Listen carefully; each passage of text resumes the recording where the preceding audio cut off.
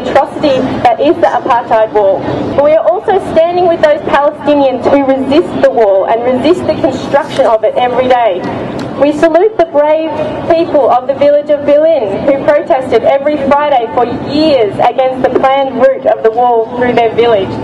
Eventually, the Israeli government couldn't stand their opposition anymore and agreed to change the route of the wall. What we hope is that eventually the Israeli government will give in to the pressure from the worldwide movement against the Apartheid Wall, part of the Boycott and Divestment and Sanctions movement, which is spreading around the world. It is not security wall, it's a dividing wall, dividing a town from town, village from village, people from people.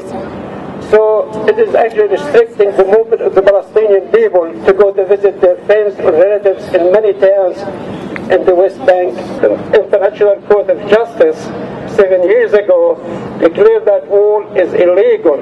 The court stated that constructions of the wall should cease, that all structures supporting the wall should be dismantled immediately, and that compensation should be paid for all the damage caused. Only 3 months ago, the Zionists and their supporters in Australia were mocking the BDS campaign. In April, the head of the Business Council of Australia, Graham Bradley, visited Israel on a trade mission organised by the Australian-Israel Chamber of Commerce. He told the media there that the BDS is, quote, a complete and utter joke, and that it has been ignored by the business community. Well, they might like to think they can ignore the campaign, though I think that these sort of comments are more about trying to convince themselves of the campaign's irrelevance. But the reality is that if the campaign was so irrelevant, there would be no need for silencing tactics that have been used by the Zionists. Their response to the BDS movement highlights their weakness, and their greatest weakness is our greatest strength. We have the truth and we have justice on our side. We take our inspiration and our motivation from the determined and unrelenting struggle of the Palestinian people. When they try to silence us, we will grow stronger and we will grow louder. We will redouble our efforts to build understanding and participation in the movement, and that's what we must do in the coming weeks. We will build a strong protest against the apartheid-loving chocolate store Max Brenner and send a strong message that if they think they can silence us, then they'd better think again. The wall is such an insult to the soul of humanity. It is so enormous and threatening, and they are building it right in the faces of people and stealing their land in the process. So not only are they walling in the people, but they are taking their land and then shooting at them when they try to work their land so they can have something to eat. This is such a crime against the soul of humanity.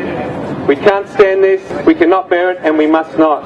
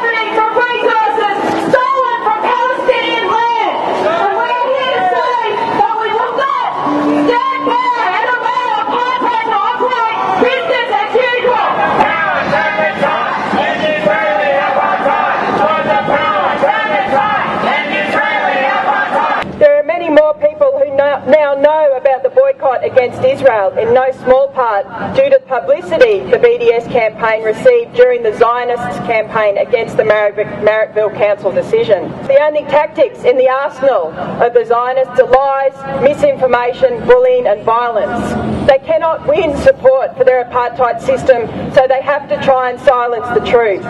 But despite their best efforts, the campaign is gaining ground. And what is important now is to turn this growing awareness of the boycott into real understanding of the apartheid nature of Israel and the colonial war of occupation being waged against the people of Palestine. And we have to turn that understanding into participation, because like any grassroots campaign, the success of the BDS relies on that widespread participation. And whenever there is an attack on the campaign, we have to intensify our efforts. We have to step up the campaign to meet those challenges.